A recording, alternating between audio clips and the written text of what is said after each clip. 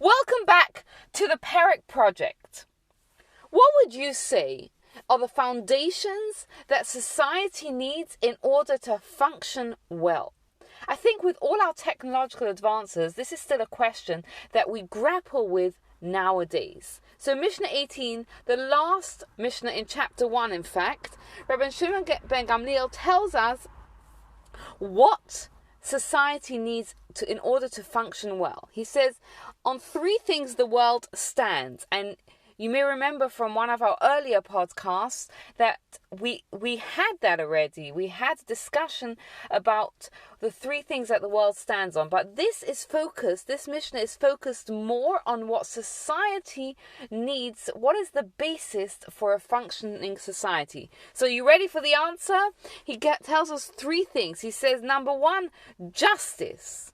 We as a society must have justice. We cannot do anything that will either socially or physically or financially or even spiritually be detrimental to another person.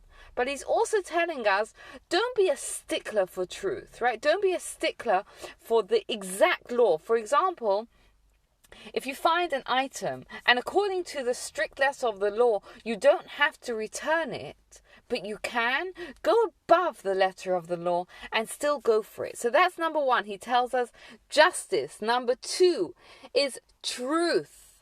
Truth. Now it's interesting. The Hebrew letters for the word truth, emes, are aleph, mem, and taf. And the letters all have 2 feet, which gives us a clue about truth.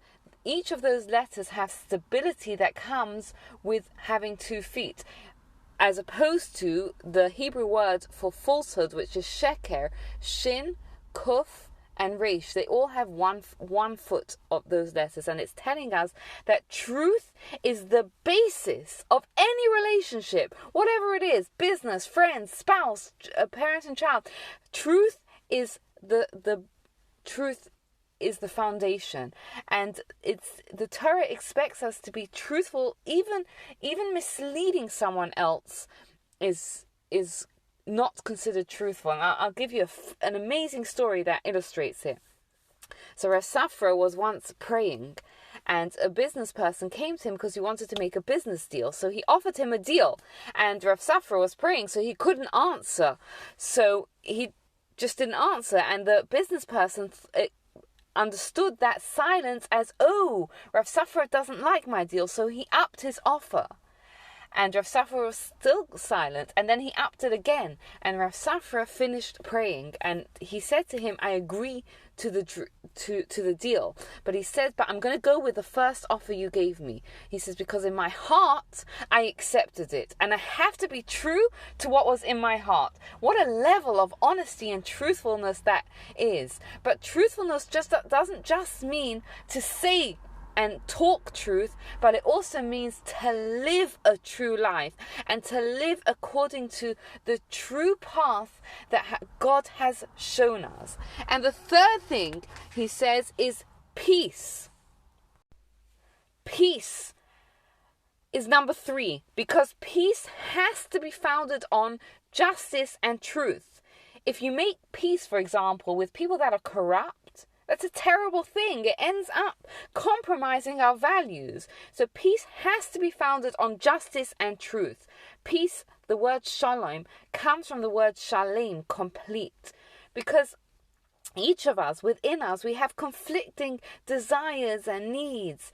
And they're often at odds with each other. And to live with peace means to understand how to be able to have harmony within ourselves. And how we do that without conflicting desires is a topic for a whole nother discussion. Hopefully one day we'll get into it, or get in touch if you want me to talk more about it. But it's not enough just to have justice and truth on our own, because if we don't have peace, then we're just one part. We're separate from the human community. But in order to fulfill our potential and in order to feel that sense of fulfillment, we have to have peace within ourselves, which then lends itself to having peace in our relationships with others and with God. And he quotes the following verse to back up his statement that these 3 are needed as a foundation for a functioning society. He says, Emes mishpat shalom shiftu b'sharechem. You shall adjudicate the verdict of truth and peace at your gates. He's showing how these three are needed in the judicial system. Justice. The judge has to have justice when he judges. Truth. The witnesses who are coming to bear witness have to be honest and truthful. And peace. The litigants who come and want their motive has to be to find peace, which will mean that as soon as the verdict is handed down, they accept it and all animosity should melt away. And this brings us to the end of chapter 1. Now it's customary at the end of each chapter to say a phrase, and we're going to look at it because right now your head may be swimming. We've covered so many different things and you may be wondering, wow. So that's why we recite this. It says, Rabbi Hanina ben Akashia says, the Holy One, blessed be He, wished to confer merit upon Israel. Therefore He gave them Torah and mitzvahs in abundance.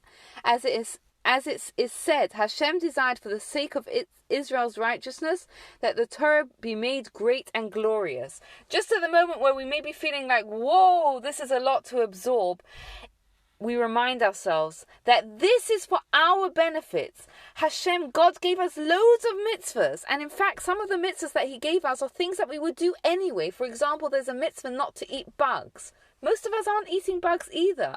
And then there are self-understood mitzvahs such as not killing. Most of us are not grappling with that anyway. God gave us so many mitzvahs in order to give us the opportunity to earn reward for keeping them.